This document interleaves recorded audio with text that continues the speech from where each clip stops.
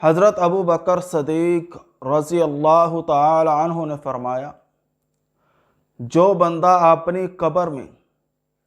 بغیر زاد راہ کے داخل ہوتا ہے، یہاں زاد راہ سے مراد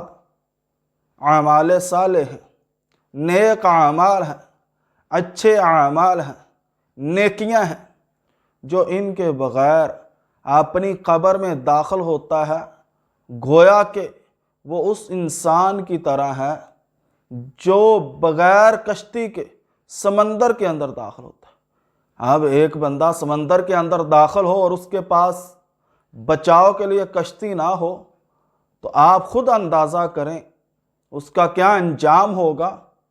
سمندر کی لہریں اس کو غرق کر دیں گی۔ تو یہی حضرت ابو بکر صدیق رضی اللہ تعالی عنہ نے فرمایا،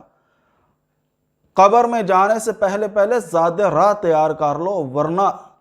انجام ایسے ہی ہوگا جیسے آپ بغیر کشتی کے سمندر کے اندر داخل ہو رہے ہیں۔ تو زاد راہ قبر کے اندر لے کر جانا ہے، اس کی تیاری انسان نے مرنے سے پہلے کرنی ہے۔ اللہ تعالی ہمیں عمل کی توفیق عطا